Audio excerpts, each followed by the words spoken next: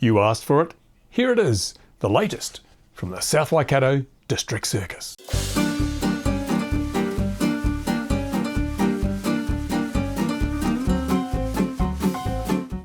Yes, I asked you viewers if you wanted more information on what's happening at our local council, otherwise known as the local circus, and you said yes, so I'm going to bring you up to date. Now, those that have been watching along at home will realise that I got trespassed from our local council buildings because the Mayor and the Chief Executive claimed I was disruptive.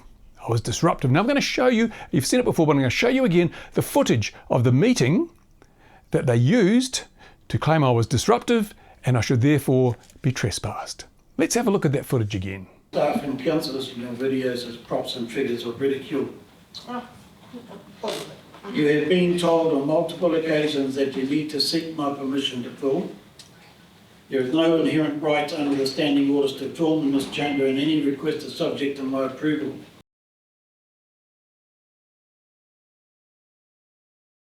Point of order, Your Worship. As you don't have my permission, I'm asking you to Point of order. Point of order. What's your point of order? Standing order 12.4 provides that members of the public may record meetings open to the public. If Council intends to depart from that provision, Standing Order 3.5 requires suspension by 75% of the members present in voting. I request the Chair clarify whether Standing Orders are being suspended or not. I can confirm that I won't be accepting your point of order because the meeting hasn't started. Then that constitutes departure from the Standing Orders and requires suspension under 3.5. I move that Standing Orders be suspended for the purpose, and I'm now seeking a seconder. Thank you. Councillor, that's not. And I'll continue with Mr. I'm seeking a seconder. I'll second that. And I will adjourn the meeting until this has been dealt with. Thank you, Mr. Singh.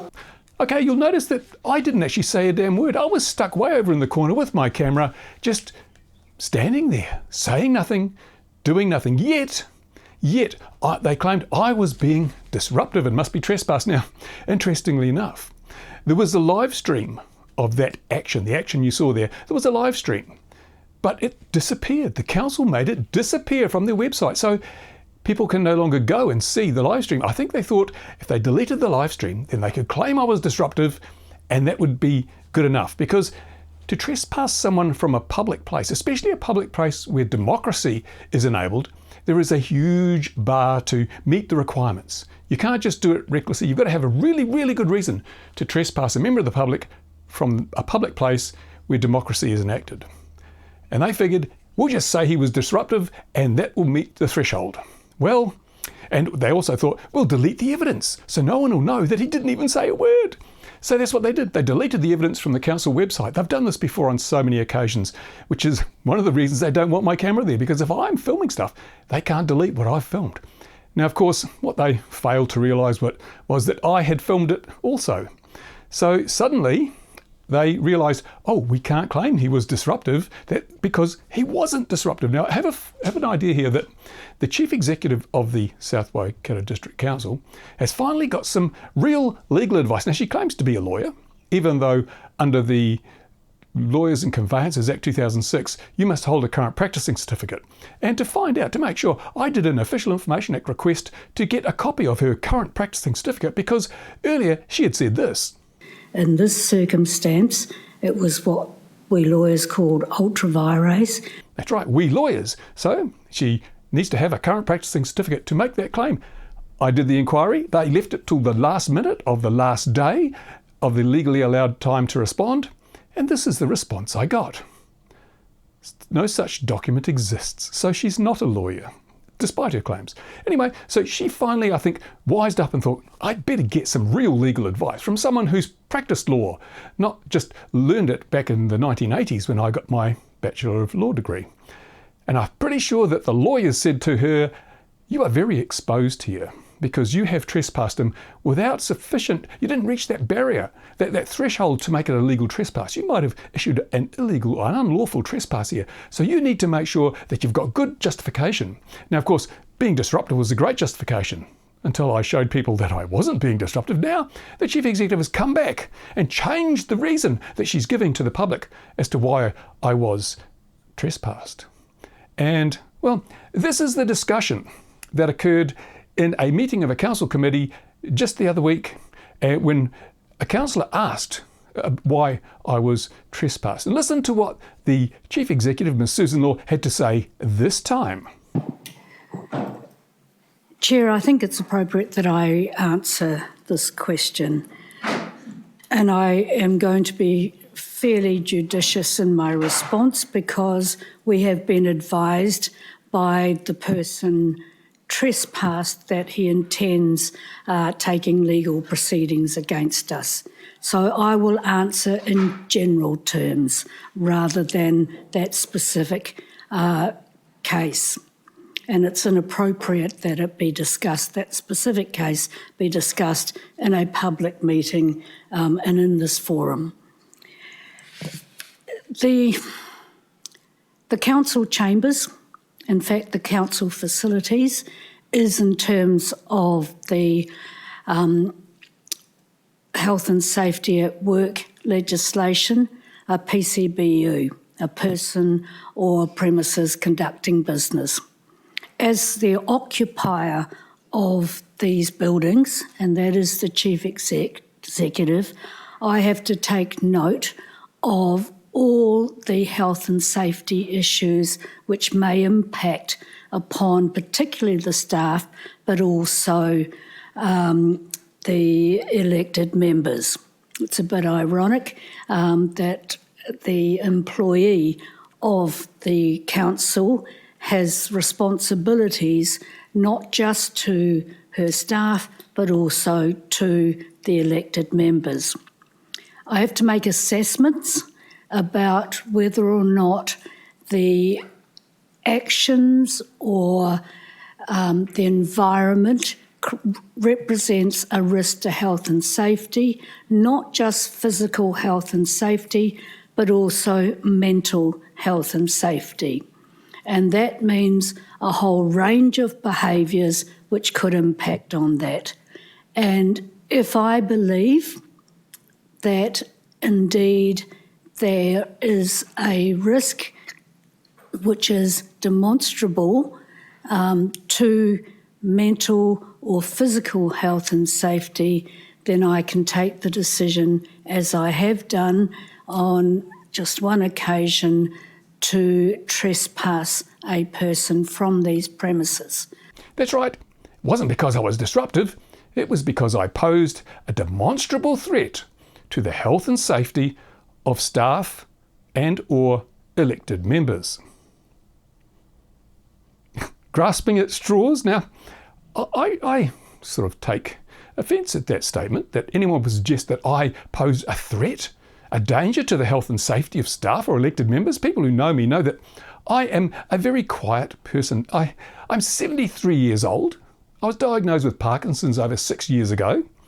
And I am not someone who loses their rag. I lose my temper. I am dealing with council staff. I've always been respectful, courteous and polite.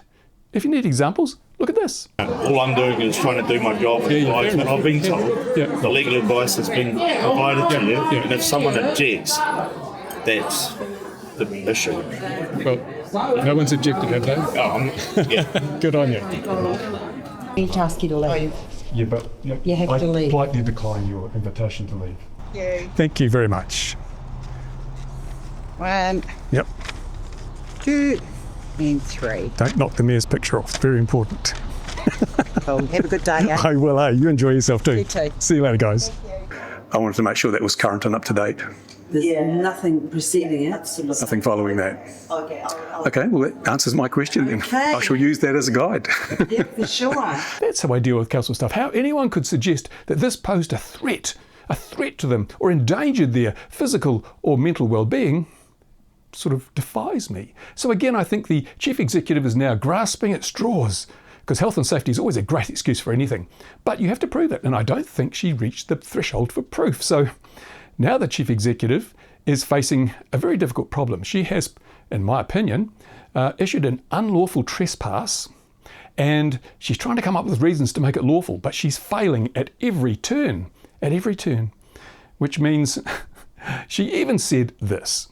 I'm always open to having a discussion with that person trespassed in order to set parameters around behaviour. That's right, she's willing to have a chat with me, to sit down and talk about it, although she still wants to control my behaviour. Which is kind of funny, because I am the one who's following the standing orders. Now, the mayor has jumped up and down and said, you need my permission to film. No, I don't. The standing orders of this council make it very clear in section 12.4 that all I have to do is notify the chair ahead of time. No permission. I don't need to seek permission. I just have to notify the chair. And on every occasion, I've done that. I've notified the chair, and for some reason, the chairman, the mayor, doesn't feel that he should have to follow the standing orders, the very orders that his council created to control their actions. Rules for thee, but not for me, says the mayor. So this is pretty lunatic, really. So the chief executive was willing to sit down and talk to me, and I said to her, I made the offer. Okay, let's sit down and talk, because I'm a pragmatic man. I'd much rather settle all this outside of court, get back to a position where everybody's making the most of the situation. I can help promote the district. I can fly my model aircraft at the airport, and the council doesn't have to, keep adjourning meetings because I'm following the rules. Now, I've made that offer to Ms. Law, and I've heard nothing yet. I've given her a week. A week is a long time in politics. So you get a week to come back to me and say, yes, let's have a meeting. Let's, get together and see what we can work out. Of course, it won't be at the council buildings because I'm trespassed from them and I'm far too much of a threat to staff to be anywhere near that building. So it'll have to be somewhere. I've suggested a cafe. We'll have coffee, have a bit of informal chat, see what we can work out. Now, if she's true to her word, which I'm afraid I doubt because she has been dishonest so much so far. She's not a lawyer, but she says she is. Apparently I was disruptive, but I'm really not. And apparently I'm a threat to health and safety, which I'm really not. So was she lying when she said, I'm willing to meet with Mr. Simpson or the person? She didn't use my name, but I'm the only person that's been trespassed, which I find interesting because the councillor that asked the question of that committee also asked this question. Thank you, Chair. I noticed that the report includes a number of incidents involving members of the public, and some of them with situations involving aggressive behavior and threats, and in some cases, police notification as well. Can it be clarified how incidents involving members of the public are assessed for inclusion in workplace health and safety reporting, please? Yeah, that's right. Apparently, there have been multiple occasions when members of the public have actually posed such a threat to the safety of staff that police have had to get involved to protect the staff on multiple occasions. What I find interesting and kind of shoots Ms. Law's claims about me out of the water is none of those people have been trespassed, even though the police had to intervene to prevent harm to staff. The police have never had to intervene to prevent me from harming staff, yet I get the trespass. How does that work exactly? Anyway, as I say, the offer I've made to Ms. Law, you've said you want to meet with me, you're prepared to meet with me, I'm willing, my door's open, give it a knock, let's work it out. Given her a week. So by Monday of next week, I expect she will have contacted me, we'll have sat down, had a bit of a chat. Well, that's what I'd like to think. I'm not 100% sure that's how it's going to go. So there we go. That's just to bring you up to speed a little bit. As I say, I did that Official Information Act request because I wanted to give her the benefit of the doubt. She said she was a lawyer. The Act says you must have a current practicing certificate. I asked for a copy of that certificate and it does not exist, so she's not a lawyer. And that's a breach of the Lawyers and Conveyancing Act 2006, punishable by quite a stiff fine. And I have laid a complaint with the Law Society because if you're going to break the rules, you must suffer the repercussions. I've also laid a complaint with the Privacy Commissioner because the information I sought under the Privacy Act, they had 20 days to provide it, 20 working days to provide it. They sought a 5 working day extension. That was fine. But then they came back and wanted another 20 working day extension, which is illegal, unlawful. You can't do that. You only get one chance to make that extension. So I got the rest of that information just the other day, haven't had a chance to go through it yet, but it was way, way, way over the legally allowed limit, so I have filed an official complaint with the Privacy Commissioner. The rules must be followed. The Acts of Parliament are there for a reason. The Council has to follow them. They can't thumb their nose at them as they are currently doing. I've also laid a complaint with the Ombudsman because the other things that the Council's done which have infringed for example, my rights under the Bill of Rights in New Zealand, because there's a little bit of a hint at what the Mayor said this previously, but he hinted at it again at the beginning of that meeting, where he said he doesn't want, to be held up to ridicule. Now, I don't ridicule people. I don't hold people up to ridicule. I highlight the ridiculous things they do, but I don't ridicule people. When I flew the pretend drone outside the council, I wasn't there to ridicule people. I was there to ridicule or to demonstrate the ridiculous policies that they had enacted, which might have made them look ridiculous, but I wasn't ridiculing them. I don't deal at a personal level. It's the policies that I ridicule. So the Mayor didn't like that. And because he has said previously, the reason he doesn't want me recording is he doesn't like what I do with the footage. And that is a breach of Section 14 of the Bill of Rights, which gives me the right to collect information and to pass it on, create works out of it, basically to create memes, to report things to the community, because these days I am the media. We used to have a free newspaper, but that unfortunately folded up. And now there is a paid news service, but it's behind a paywall, so people just don't get access to what goes on inside the council building. I've been there with my camera making videos for the community for a long time now, and if you look, we've got 24,000 people in this community. My videos reach pretty much up to half of them mostly, between 10,000, sometimes up to 60,000 views when it goes nationwide, but most of the videos reach a pretty significant portion of the adult population in the district. And I show those people what's going on inside that building, and the Mayor does not like it one bit. He's prepared to break his own rules. He's prepared to breach my rights under the Bill of Rights because he doesn't like what I do. It's not good enough. So the Ombudsman will be looking at that. Once the Ombudsman has made his ruling, once the Privacy Commissioner has made their ruling, I will then be taking private action against the council, using those two rulings as a pretty good bit of evidence to prove my case. And I'll be seeking damages and to get back on the airfield, all the things that they've taken from me, I will be seeking the restitution for. So let's see how we go. Anyway, you wanted to know what was happening. So apparently I am now public enemy number one. I'm so dangerous. I pose such a threat to the health and safety of everybody in that building that I must be trespassed. Because my goodness, you would not want to be confronted by a polite, respectful 73-year-old man with Parkinson's.